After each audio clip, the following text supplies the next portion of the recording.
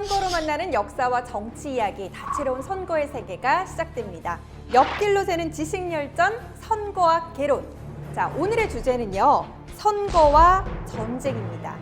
역사 속 전쟁에서 선거는 어떤 모습으로 나타났을지 사건과 인물을 중심으로 하나하나 풀어봅니다. 자, 선거와 개론 박학다식의 아이콘이죠. 두 분 오늘 이 시간 함께 하도록 할게요. 박광일 작가님 그리고 함규진 교수님 함께 하십니다. 두 분 어서 오세요. 안녕하세요. 안녕하세요.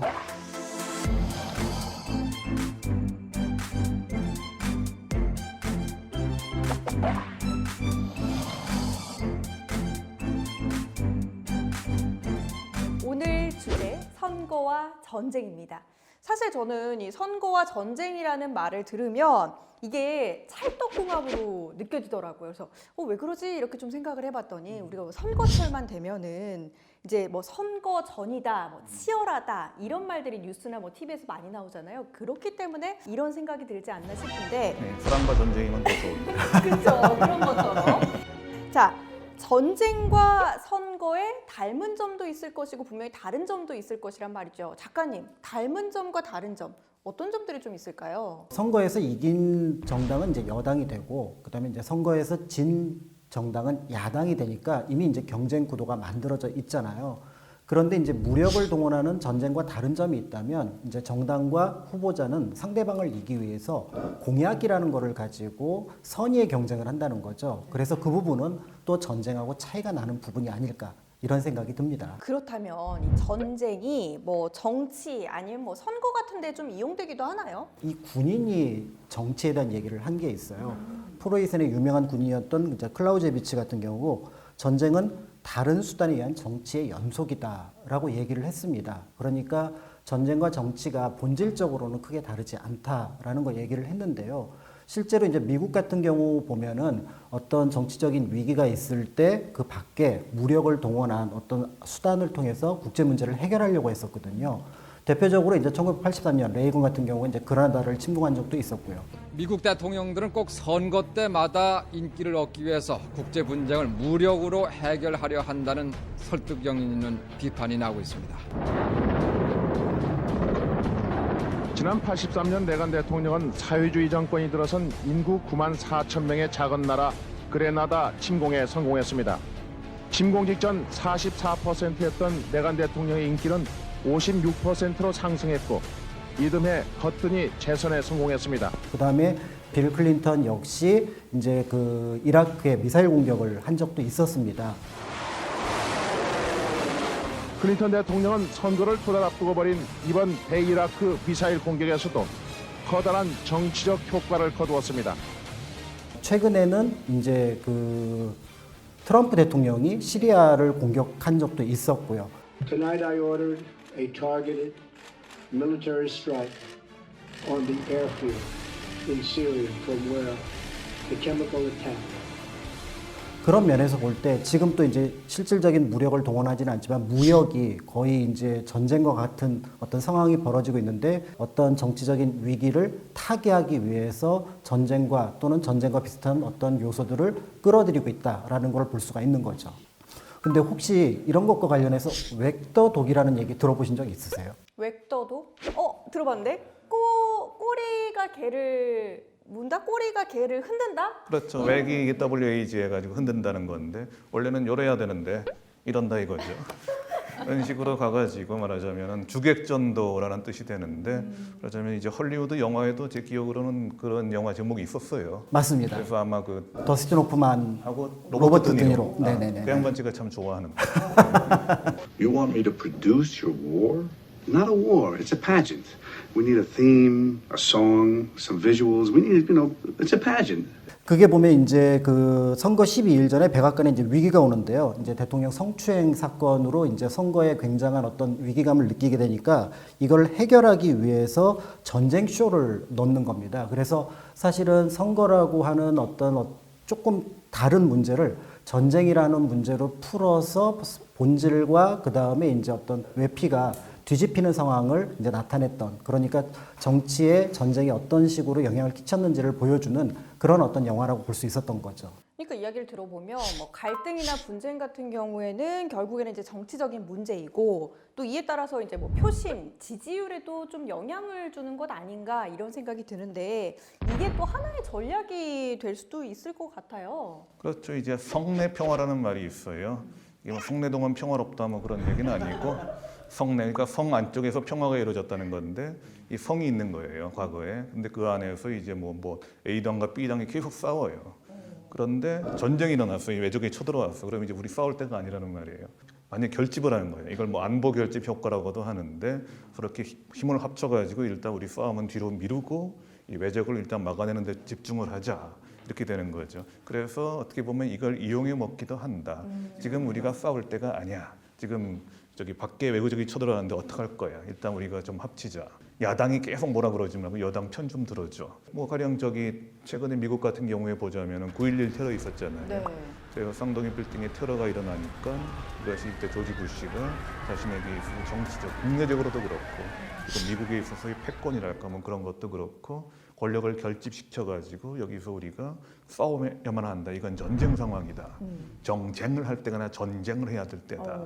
이렇게 했던 경우도 있죠. 근데 이게 좀 지나치면 안 되는 것이 이런 전쟁 상황에서 물론 그 모여긴 모여야 되는데 여야 따로 없이 이것을 전쟁이 끝났을 때도 어떻게 보면 지도자들이 계속 가져가려고 그래. 왜냐하면 좋거든. 일단 지금 전쟁이 끝났지만 끝나도 끝난 게 아니야. 계속 그러면서 자신들이 패권을 가져가려고 하거든요. 그러니까 이게 먹히면은 지금 아무래도 민주주의에서 약간 후진국이라고 볼 수가 있을 것 같고 그다음에 안 먹히면은 좀 선진국이라고 볼 수가 있지 않느냐 싶어요. 이거 윈스턴 처칠 있잖아요. 그 사람이 2차 대전 때 아시다시피 영국을 전승국가로 이끈 영웅인데 그 사람도 2차 대전 끝나니까 그 사람은 또 내각에서 말하자면 총선에서 져가지고 추상에서 내려왔어요. 완전 국가적인 영웅인데도, 그러니까 세계적인 영웅인데도 말이죠. 그런 면에서 이제는 전쟁이 끝났으니까 당신 같은 사람은 이제는 필요가 없다. 내려가시고 좀 더 재건에 적합한 사람을 우리가 뽑아야겠다. 이게 살아있는 국민인데. 그러니까 결국은 외부의 전쟁이 국내 여론을 많이 좌지우지하는 경향이 있기 때문에 그런 부분에서 우리가 이제 선거와 전쟁과의 관계를 좀 명확하게 살펴보는 그런 어떤 안목 이런 것들이 이제 필요하지 않을까라는 생각이 듭니다. 자, 선거와 전쟁의 정치적인 관계들을 좀 살펴봤는데요. 역사 속의 이야기도 좀 살펴볼 필요가 있을 것 같아요. 뭐 직접적으로 딱 연결이 되는 부분은 아닌데 이제 베트남 역사, 특히 현대사를 살펴보면은 전쟁, 선거가 둘 다 모두 개입되어 있습니다. 짐작하시겠지만 이제 1945년 2차 세계대전이 끝나게 되면서 일본의 지배를 받던 동남아시아가 모두 이제 해방이 됩니다. 그런데 사실은 동남아시아에 있었던 베트남, 라오스, 캄보디아에 대해서는 여전히 프랑스가 지배권을 행사하려고 했었던 거죠. 네. 특히 베트남 같은 경우는 이제 호지민이 이끌고 있었던 그 베트남 독립동맹이 있었는데 이들로 볼 때는 독립을 저해하는 프랑스하고 가만히 있을 수 없다라고 해서 결국은 전쟁이 일어나게 됩니다. 거의 10여 년에 가까운 전쟁이 일어나게 돼서 1954년 정도에 프랑스가 손을 뗍니다. 굉장히 불명예스러운 퇴진을 하게 되죠. 그래서 제네바 협정이라는 것들을 통해서 이제 휴전이지만 사실은 종전에 가까운 어떤 그런 정책을 취하게 되는데 이제 문제는 그때 이제 물러나게 되는 과정 속에서 이 베트남을 남과 북으로 분단을 시킵니다. 그러니까 이 분단을 시켰을 때 어쨌든 휴전이 급했던 베트남은 이걸 받아들였는데 네. 그리고 나서 이제 1956년에 이제 국제감시위원회 하에서 자유투표를 해서 이걸 해결하면 되겠다라고 했던 거였죠. 그런데 가만히 보니까 훨씬 더 지지도가 강했던 북베트남에 비해서 남베트남의 정치가들이 볼 때는 이게 선거에서 불리했었거든요. 그러니까 이거를 받아들이지 않게 되고 결국은 북베트남과 남베트남이 이제 분단이 고착화되는 과정 속에서 우리가 알고 있는 또 다른 그러니까 제2차 인도차이나 전쟁이라고 하는 미국이 개입하는 베트남 전쟁, 그러니까 남북의 어떤 전쟁이 일어나게 되는 걸 우리가 여기서 확인할 수 있습니다. 그래서 당시 이제 선거가 평화적으로 이루어졌다면 제2차 전쟁은 막을 수 있지 않았을까 그런 어떤 좀 아쉬운 부분이 있는 거죠. 결국에는 뭐 선거는 잊혀지고 전쟁만이 남은 것 같습니다. 혹시 그럼 뭐 이런 전쟁들, 뭐 또 다른 전쟁들이 있었을까요? 그 선제후라고 혹시 아시나요? 선제우? 예, 선제우라는 게 결국은 이제 제왕, 그러니까 황제를 뽑는 선거하는 사람이라는 그런 거기 후작이나 뭐 그런 사람이라는 건데, 그러니까 황제를 뽑는 귀족이라는 거죠. 신성 로마 제국 황제는 선거로 뽑았어요. 한 사람이 죽으면은 그 다음에 다음 황제에 대해서는 해가지고 선거로 뽑았거든요. 그러니까 어떻게 보면 전통이 아주 옛날 게르만 민족이 좀 있었을 때부터 로마와 대립했던 그때부터 있었는데 그것이 계속 내려와서 이제 제국이 되었음에도 되었던 거죠. 그래가지고 1519년에 보면은 이제 칼 5세라는 사람이 프랑스와 1세하고 붙어가지고 그 신성로마 황제가 됐거든요. 1600년대에 합스부르크가 아까 말했던 칼 5세가 계속해서 이제 이어가고 있었는데 페르디난트라는 사람이 역시 황제 선거에서 이겨가지고 황제가 됐죠. 근데 문제는 그 선거 결과가 거의 반반으로 나눠져가지고 이 사람의 정통성이 좀 불확실하다. 그런 말이 처음부터 있었어요. 게다가 이 페르디난트라는 사람이 네가 황제니까 이제부터는 종교에 대해서도 독일 내부의 종교에 대해서도 내가 마음대로 할 수 있지 않느냐 해가지고 그때까지 신교를 좀 봐주던 것이, 신교라면은 개신교죠, 프로테스탄트 봐주던 거를 이제 봐주지 말겠다. 나는 가톨릭을 응원하겠다. 이런 식으로 나와버리는 거예요. 보헤미아라는 지방에서 이 페르디난트 황제가 그 대공이 됐는데 보헤미아에서 신교가 압도적이거든요. 그래서 이런 사람을 우리 대공으로 못 섬길 수 없다 해가지고 그 사람을 잘라버려요. 그러니까 황제 입장에서는 뭐야? 내가 독일 전체의 황제인데 이게 일부 지방에서 나를 잘러? 해가지고 거기다가 보헤미아에 대해서 군사를 일으키죠. 그러면 거기다 또 신교를 믿는 말하자면 독일 제후들, 거기다가 또 프랑스 끼어들고 영국 끼어들고 막 전 유럽이 다 전쟁에 빠집니다. 그 전쟁이 30년 동안 계속됐어요. 30년 전쟁이라고 그러죠. 그 제1차 세계대전 이전에 유럽이 완전히 황폐해졌던 그런 페스트 이후의 최대의 재앙이라고 할 수 있는 그런 전쟁이 어떻게 보면 선거 때문에 그리고 페르디난트의 좀 약간 부심 때문에 이렇게 만들어졌다라고 볼 수가 있겠죠. 사실은 이제 그 전에 이미 카를 4세 때 1356년에 그거를 좀 조정하기 위해서 그러니까 금인칙서라는 걸 내려갖고 7명의 선거 제후를 통해서 이제 3대4나 4대3 다수결로 결정하는 것들을 결정을 했었어요. 근데 이제 그게 먹혀 들어가지 않으면서 지금 교수님께서 얘기하셨던 30년 전쟁까지 이어지게 되었다고 볼 수가 있고, 사실은 이 30년 전쟁은 다른 말로 종교전쟁이라는 표현을 하거든요. 구교와 신교의 전쟁이니까 처음에는 독일 내부의 전쟁이었지만 시간이 흘러가면서 구교를 믿는 나라는 지원을 하게 되고 또 신교를 믿는 나라들, 특히 이제 덴마크 같은 나라들은 거기에 대해서도 영향력을 행사하고 싶어 했었고, 심지어는 자기는 구교인데 예를 들어서 에스파냐나 오스트리아가 싫었던 프랑스는 나는 그럼 신교 국가를 지원할 거야 라고 하면서 이 전쟁이 유럽의 국제전 양상을 띠게 되면서 그 파괴력이 훨씬 더 커진 거죠. 그러니까 만약에 그 선거후 제도가 잘 운영이 되었고 독일에서 그럭저럭 그 선거 제도에 따라서 뭔가 정치가 이루어졌다면 이와 같이 큰 전쟁까지는 벌어지지 않았을 텐데 하는 아쉬움이 드는, 그렇지만 또 한편으로는 이제 구교 신교가 서로 주도권을 잡으려고 했었기 때문에 필연적으로 나타날 수밖에 없었던 그런 전쟁이었다라고 보는 겁니다. 그러면 이 30여 년 동안 전쟁을 했는데 승리는 누가 했어요? 그러니까 결국은 1648년에 유명한 베스트팔렌 조약이 맺어지면서 전쟁이 마무리가 되는데 결과는 이제 황제 쪽의 패배, 굳이 말하자면 구교 쪽의 패배가 됩니다. 그러니까 황제가 그때부터 이제 조약에 따라 가지고 어떤 결정을 하는가 하면은 이제부터는 독일 내에 있는 모든 공국들은 종교를 선택할 수 있다. 신교를 믿고 싶으면 신교, 구교를 믿고 싶으면 구교를 이렇게 하자, 이렇게 된 거예요. 그러다 보니까 황제가 처음에 시작한 게 내 독일 내에서는 다 내 말 들어라. 내가 구교를 믿으니까 다 믿으라 그랬는데 그게 부정된 거죠. 그러니까 이제는 돈도 없고 가오도 없어 황제가. 그래가지고 신성로마 제국은 그때부터 껍데기만 남았다 이렇게 말을 하는데 한편으로는 이게 우리가 도대체 30년 동안 이 종교가 뭐길래 그것 때문에 이렇게 치고받고 싸웠지? 그런 생각도 드는 거예요. 현타가 와 이제. 그래가지고 이제 종교의 힘이 비로소 이제 좀 밀려나게 된다. 종교는 좀 개인적인 차원에서 만들어갖고 이제 국가적인 전쟁을 하고 뭐 하고 그런 거는 좀 이제 다른 정치적인 차원으로 가자 이런 것도 나왔고 각 공국이 자기 종교를 선택할 수 있다. 이것은 결국은 주권 말하자면 근대 국민 국가의 그런 주권 평등의 원칙을 그때 처음 나온 거다 해가지고 보통 베스트팔렌 조약에서부터 말하자면 이제 현대 주권 국가가 국민 국가가 만들어졌다.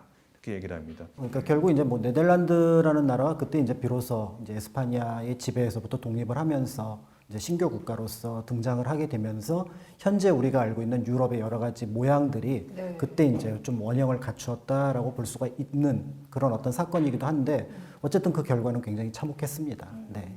그런데요, 이 독일 같은 경우는 또 이 전쟁으로 인해서 막대한 또 피해를 받지 않습니까? 근데 또 훗날 다시 한 번 또 전쟁을 겪더라고요. 그렇죠. 뭐 독일하면은 결국은 이제 유럽에서 특히 현대사에서는 뭐 전쟁하고 뗄래야 뗄 수 없는 나라이죠. 1차 세계대전, 2차 세계대전이 있었으니까 결국은 처음에는 승리를 거뒀지만 그 전쟁에서 둘 다 크게 이제 패배를 하고 큰 어떤 상처를 안게 되고요. 특히 2차 세계대전과 관련된 인물은 좀 살펴볼 필요가 있을 것 같습니다. 근데 흥미로운 건 제가 뉴스를 보다가 네. 이 사람이 네. 아프리카 나미비아에 나타났어요. 어? 그리고 심지어 선거에 당선이 됐더라고요. 85% 정도의 득표율로. 네. 그런데 나는 이 세상을 지배할 의사가 없다라고 발표를 해서 참 그 이름하고는 어떻게 보면은 어울리진 않는다. 아버지가 지어줬다고 하는데 굉장히 놀랐던 인물입니다. 아마 누군지 짐작이 되시죠? 네, 딱 그 들으니까 알 것 같아요. 역사적인 역사적인 빌런으로 손꼽혔던 그렇죠. 히틀러. 아돌프 히틀러. 네.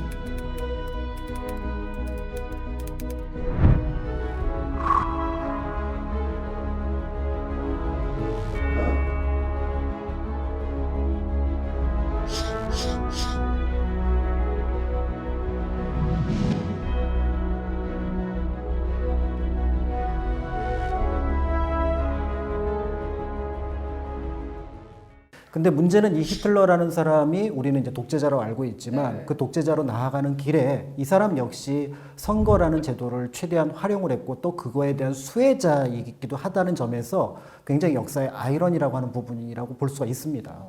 그럼 이 히틀러도 선택되었다는 거네요? 그렇죠. 이제 1919년 그러니까 이제 독일에서 일단 1차 세계대전이 독일의 패망으로 끝나고 우리나라에서는 그래가지고 뭐 3.1운동이 일어나서 뭐 우리 해방되나 보다 독립할 수 있나 보다 하던 때인데 독일에서는 이제 새롭게 민주국가를 만들자. 우리가 제국으로서 이렇게 좀 그 압제적인 체제를 갖고 있었기 때문에 우리가 이 꼴을 난 거 아니냐 해서 민주국가로 만들자 해서 그때 바이마르라는 데서 모여가지고 새로 헌법을 만들었습니다. 또 바이마르 공화국이라는 말을 하는데 이게 당시로서는 거의 그야말로 그 당시에 석각들이 모여가지고 굉장히 잘 짜서 그야말로 민주국가의 표본이다 할 정도로 굉장히 좀 칭송을 받았던 그런 헌법을 만들었어요. 근데 문제는 그 헌법 아래에서 선거에서 뽑혀가지고 결국은 독일을 지배하게 되는 사람이 히틀러라는 거죠. 근데 히틀러도 사실은 보면은 압도적인 그렇게까지 압도적인 지지로 이렇게 당선이 된 건 아니었습니다.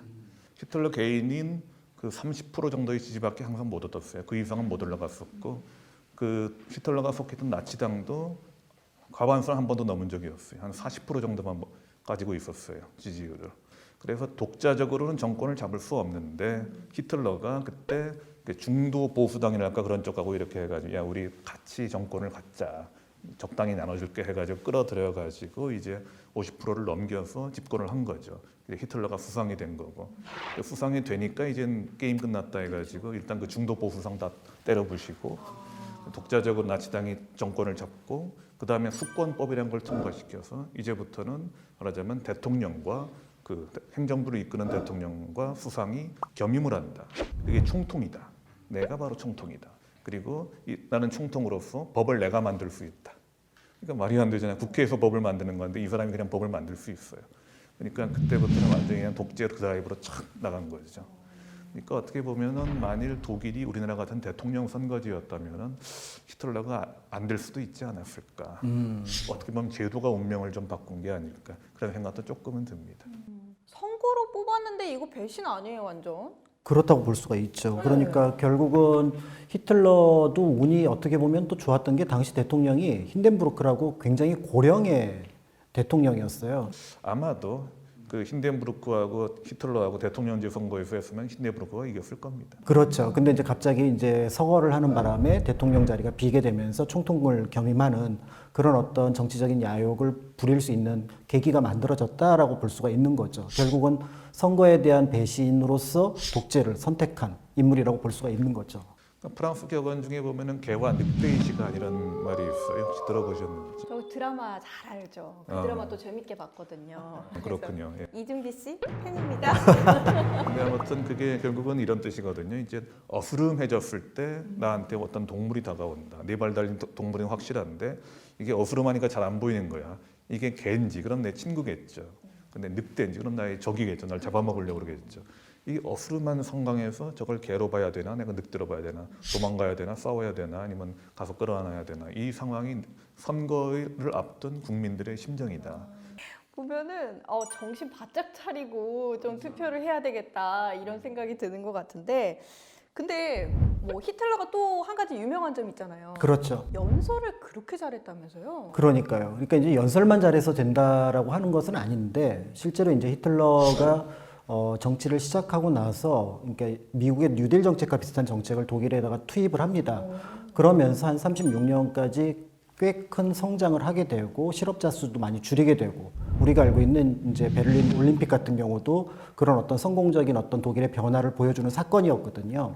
여기에 이제 덧붙여가지고 이제 선동연설을 이미 젊은 시절부터 꽤 잘했기 때문에 그 선동연설이 이제 먹혀 들어가기 시작하는 겁니다. 현재 독일이 가지고 있는 문제점들은 주변 국가들과의 문제, 그리고 우리가 단합해야 되는 문제, 더 나아가서 이제 거기에서 해서는 안 될 인종적인 얘기들까지 하게 되면서 그런 것들이 이제 독일 사람들에게 아까 말씀하셨던 개와 늑대의 시간에서 분명히 개로서 선거를 통해서 뽑았는데 서서히 늑대로 변해가는 과정들을 놓쳐버리게 되는 거고 그래서 우리가 알고 있는 2차 세계대전의 비극으로 독일이 빠져들어가게 되는 그 과정이었고 그래서 그 선동이라고 하는 부분들을 우리는 정치에서 특히 선거 과정에서 늘 조심해야 된다라는 것들을 이 장면에서 볼 수가 있는 겁니다. 나치가 그 집권하면서 선거운동에도 좀 공을 들이지 않았던가요? 대표적인 사람이 딱 떠오르는 사람이 히틀러에 못지않게 유명한 사람이 요제프 게벨스죠. 그 양반은 원래 뭐 철학적인가 했던 사람인데 좀 약간 청백한 지식이던 사람이 히틀러에게 중용되면서 완전히 이제 거의 대중선동의 악마 뭐 그렇게 변하는 거죠. 독일 내에서 유대인에 대한 반감이 없지는 않았어요. 하지만 모든 게 다 유대인 때문이라는 말은 아직 없었거든요.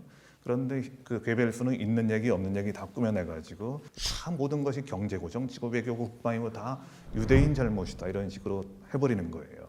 슬슬 먹혀드니까 그러면 여러분 유대인을 이렇게 하는 데 있어서 가장 첫째 가는 당이 누굽니까? 나치당이죠. 이런 식으로 밖에 하니까 다른 모든 걸 다 떠나서 일단 유대인 문제를 해결하려면 나치당을 뽑는 수밖에 없습니다. 이렇게 아주 선택지를 단순화시켜버리는 거죠. 이거는 집권한 다음에도 마찬가지였습니다. 유대인 학살이라든가 그런 쪽에서도 독일 국민들이 한쪽으로는 좀 아니 그래도 같은 시민들 우리가 이렇게 할 수 있나 이렇게 생각하면서도 한쪽으로는 수긍하게 만들었던 것이고 또한 전쟁을 했잖아요. 2차 대전을. 전쟁에서 지게 생겼습니다. 여러분 그러면 당장 우린 맞아 죽을 텐데 독일 국민들한테. 그러니까 또 유대인을 들고 나오는 거예요. 그래가지고 유대인 놈들이 또 뭔가 잘못을 했고 아직까지 이 땅에 유대인이 살아남아 있다 보니까 이렇게 된 거니까 우리가 차라리 전쟁에서 지고 말지라도 이 유대인만큼 확실하게 없앱시다. 그때부터 대학살이 시작된 거예요. 그래서일까요? 제가 이제 그 방송을 통해서 만났던 그 독일인한테 좀 들어보니까 뭐 홀로코스트 그리고 이제 역사 반성에 대한 교육들을 또 지금은 많이 받는다고 하더라고요. 과거의 잘못에 대해서는 이제 뭐 빌리 브란트 같은 경우 1970년에 이제 유대인의 어떤 그 추모탑에서 무릎 꿇고 사죄를 한 적도 있었지만 이거는 한순간만 해서는 안 되는 것이고 계속해서 끊임없이 이어가야 되는 부분인 것 같고 항상 어쨌든 이 선거 그 다음에 이제 어떤 지도자를 뽑을 때 그리고 그 과정에서 누군가 나를 선동하고 있는지 이런 것들을 잘 감시를 해야 되는 것들을 독일 역사 교육과 함께 우리가 살펴봐야 될 부분이 아닐까라는 생각을 합니다. 이 독일인들 같은 경우 전쟁 이후에 이 선거 제도에 대해서 좀 다시 한번 생각을 해보지 않았을까 이런 생각이 들거든요. 생각을 아주 많이 했죠. 토론도 많이 했고. 근데 이제 우파하고 좌파가 좀 입장이 다릅니다. 우파 쪽에서는 결국은 이제 히틀러가 소수파인데도 불구하고 정권을 잡지 않았냐. 그러니까 지금 우리가 지금 선거하는 것처럼 단순 다수제, 일단 1%라도 더, 한 표라도 더 많이 얻는 쪽이 정권을 잡게 하는 방법, 그런 식으로 가자 이렇게 한 반면에 좌파 쪽에서는 좀 생각이 다른 거예요. 그렇게 되면은 가령 이제 그 51대 극단적으로 말해요 49%라고 했을 때 49%의 민의가 다 완전히 묻히는 거 아닌가. 그 51%를 가져가는 사람들이 계속 장기 집권을 해가지고 독재로 갈 수도 있다. 그렇기 때문에 비례대표제로 가자. 둘이 싸우다가 결국은 타협을 해요. 그래서 지금의 독일 선거제도는 소선거구제 단순 대표제와 그다음에 비례대표제가 사실은 결합되어 있습니다. 그러니까 어떻게 보면은 이런 흑백 논리 우리는 더 이상 하지 말자. 타협을 해가지고 우리가 합의를 해서 적당하게 만들자. 또 이런 것을 또 독일인들이 배우지 않았나 그런 생각이 들어요. 네, 반복되지 말아야 할 역사임은 분명한 것 같습니다. 자, 지금부터는요, 그럼 이제 한국 전쟁과 선거에 대한 이야기를 좀 알아보도록 할게요.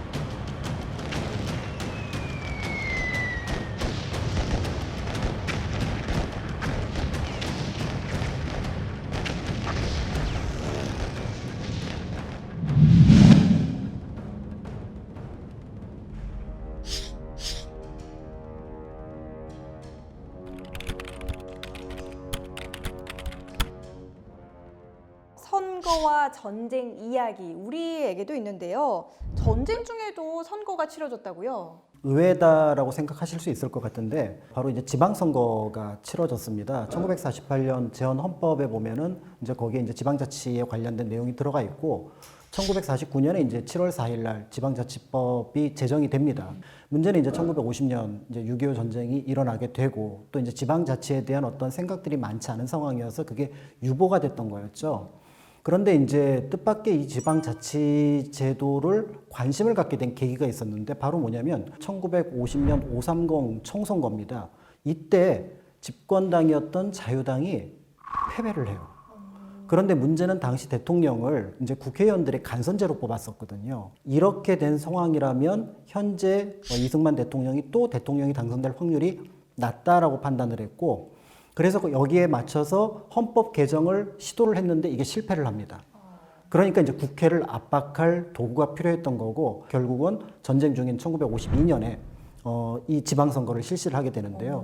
그러니까 시, 면, 읍에 보면 의원을 뽑고 그다음에 도의 의원을 뽑는 거였습니다. 그 과정에서 이제 물론 무소속도 꽤 많이 당선이 됐지만 한 56% 정도가 친여 성향의 그러니까 자유당을 포함하는 그런 어떤 그 의원들이 뽑혔기 때문에 결국 이제 이런 어떤 결과를 바탕으로 이제 야당 의원들을 압박하면서 헌법의 개정을 이뤄내는 어떤 그런 과정을 거쳤다고 볼 수가 있는 거죠. 그게 그러니까 최초의 지방선거가 펼쳐졌던 그렇죠. 거죠? 우리나라 이제 최초의 지방선거이기도 하고 전쟁 중에 펼쳐졌던 또 거의 유일한 선거이기도 합니다. 그 당시에는 진짜 상당히 말하자면 경험치고 뭐고 간에 아예 글을 모르는 사람이 대부분이었어요. 그러니까 후보자 이름이라든가 당 이름도 읽을 수가 없어요. 그래서 기호 1번 짝대기 하나, 기호 2번 짝대기 둘 이런 식으로 했는데 그 전쟁통에 또 얼마나 힘들어요. 먹고 사는 것도 힘들고 그냥 당장 이거 오늘 못 먹고 살지 그런 판이었는데도 불구하고 그래도 가가지고 투표를 했다. 그래서 아까 말씀하신 것처럼 90% 네. 내지는 80%의 투표율이 나왔다는 거잖아요. 그것은 우리나라 국민들이 그 당시 이런 상황에서 선거가 대수냐가 아니라 이런 상황이니까 우리가 잘 뽑아서 우리가 이제 전쟁을 끌고 가고 그럴 지도자를 잘 뽑아놔야지 이게 우리가 살 수가 있겠고 우리가 괜찮겠구나 이렇게 좀 상당히 그런 생각을 하신 게 아닌가. 어떻게 보면은 그런 면에서 지금보다도 더 민주시민적인 면이 있지도 않았는가. 의식은 더 상당히 살아 있었다. 그렇게도 볼 수 있는 거죠. 네. 뭐 아무리 어려운 순간에도 그래도 할 일을 하는 우리 국민들 좀 멋짐이 폭발한다 이런 말을 좀 사용해 볼 수 있을 것 같습니다. 자, 우리나라 지방자치 그리고 이제 민주주의의 초석을 다지는 역사적 기원이 되었다라는 사실은 분명한 것 같습니다. 이어지는 순서는요, 역사 속 선거와 관련된 인물들을 또 소개해 보는 그런 시간입니다. 선거학 인물. 오늘은 또 누굴 꼽으셨을지 굉장히 기대가 되는데 저는 윌리엄 피트를 뽑고 싶은데요. 이 사람은 특징이 뭔가 하면은 1783년에 영국 수상이 됐거든요. 근데 그때 나이가 24살. 그러니까 오, 굉장히 어렸어요. 많이 놀라실 줄 알았는데 별로 안 네. 어쨌든 24살. 그러니까 또 옛날이잖아요, 굉장히. 그런데 이분이 이제 그 수상이 된 까닭이 본인이 너무 잘나서 됐다기보다는 왕이 말하자면은 이 사람을 좀 내세워가지고 약간 다른 당 쪽을 견제해야겠다. 그때 휘그당 쪽에서 너무 자기 자신한테 치고 들어오니까 안 되겠다. 그래서 토리당을 좀 키워줘야 되는데 적합한 인물이 딸이 없으니까 좀 나이가 어리지만은 이 윌리엄 피트를 뽑아야겠다 해가지고 왕이 막 밀어줬어요. 그래가지고 당선이 될 수 있었거든요. 그 이 사람을 좀 여기가 높이 평가될 이유는 어린 시절에 그러니까 어린 나이에 그 수상이 됐다는 것만이 아니라 그 뽑힐 때 부패 선거구라는 것 때문에 뽑힌 점이 있거든요. 부패 선거구는 뭔가 하면은 10만 명 정도 해가지고 선거구를 그어놨는데 그 다음엔 한 몇백 명밖에 안 남았어요. 근데 선거구는 그냥 남아요. 조정을 해야 되는데 왜 조정을 안 할까요? 왜 안 할까요? 몇백 명밖에 없으니까 돈 주면 금방 그 선거구 전체를 따올 수 있거든요. 결국은 왕의 마음이 그 말하자면 총선 결과를 좌우할 수 있는 상황이 됐던 거죠. 상당히 비민주적인 상황이고 그리고 윌리엄 피트도 그거 덕분에 자기가 수상이 된 거예요. 그런데 수상이 되자마자 이 부패 선거구를 없애야 된다. 이건 민주주의에 맞지 않고 선거 원칙에 안 맞는다 해서 부패 선거구를 계속 열심히 해가지고 물론 왕이 너무하는 거야. 내가 뽑아놨더니 그러지만은 왕은 좀 가만히 계시고요. 하면서 결국은 없앱니다. 이 부패 선거구를. 이 사람이 또 한 가지 노력을 했던 것이 노예제를 없애려고 그랬어요. 사람으로 살 게 못 되기 때문에 이건 폐지해야 된다. 그거 아니면 나 수상할 이유가 없다. 이런 식으로까지 막 해가지고 결국은 이 사람이 죽은 뒤 얼마 뒤에 폐지가 됩니다. 그래서 제가 이 사람을 왜 드는가 하면은 자기 자신이 어떤 이익을 누리면서 이렇게 말하자면 기득권을 누리면서 그 정권을 잡았는데 그 기득권을 없애는데 말하자면은 좀 힘을 썼다는 거죠. 네. 그런 점에서 상당히 존경받을 만한 사람이고 이 사람은 처음엔 어땠을지 모르지만 17년 동안 선거에서 계속 이겨가지고 계속 수상을 하게 됩니다. 그런 면이 영국 국민들의 마음을 울리지 않았을까 그런 생각이 드는 거죠. 이야기를 들어봤을 때 정말 멋진 인물이었던 것 같습니다. 자, 이렇게 꼽아주셨고 박광일 작가님께서는 그럼 어떤 분을 좀 꼽아보셨을까요? 저는 이제 미국의 유명한 대통령이죠. 2차 세계대전을 경험했던 프랭클린 루즈벨트 대통령을 꼽고 싶습니다. 네. 선거와 관련해서는 미국의 역사상 유례가 없었던 4번까지 대통령을 했던 마치 헌법처럼 정해져서 사람들이 2번 하고는 물러나는 어떤 그런 관례를 깨트린 유일한 대통령이기도 하거든요. 그런데 또 그렇게 선거를 계속하면서 대통령이 됐던 배경에는 전쟁이 있었다. 전투 중에는 장수를 바꾸지 않는다라는 그런 생각이 작용한 것이 아닐까. 그래서 결과에 있어서는 2차 세계대전을 무난하게 마무리했던 인물로 꼽기도 하는데요. 또 하나 이제 중요했던 거는 이 루즈벨트가 했던 말들 중에서 선거와 관련해서 기억할 만한 내용이 있습니다. 네. 우리가 어떤 결정을 할 때 가장 좋은 선택이라는 것은 올바른 선택을 하는 거다. 그런데 그 다음 좋은 선택은 나쁜 선택을 하는 거다. 오? 그리고 가장 좋지 않은 선택은 아무런 선택을 하지 않는 거다. 그러니까 우리가 보통 기권도 내 의지를 표명한 거라고 얘기를 하지만 어떤 잘못된 선택을 했을 때 거기에 대해 반성하는 것과 기권을 했으니 거기에서 멀어지는 것과는 조금 다른 의미가 될 것 같습니다. 그래서 지금 내가 어쨌든 최고의 선택은 아니라고 하더라도 이 선택을 통해서 다음 선택을 기약할 수 있다는 면에서 아무것도 하지 않는 것보다는 이 루즈벨트의 말처럼 나쁜 선택이라도 하는 것이 좋지 않을까 이런 생각을 하게 돼서 오늘의 인물로 골라봤습니다. 네. 마지막 말이 참 와닿는 것 같아요. 정말 가장 나쁜 것은 아무것도 하지 않는 것이다. 이 말을 되새겨보게 되는 것 같은데요.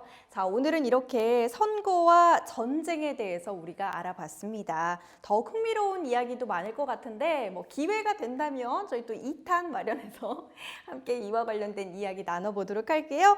옆으로 새는 이야기로 더욱 재밌는 선거학개론 저희는 다음 이 시간 인사드리도록 하겠습니다. 함께해 주신 여러분 고맙습니다. 감사합니다.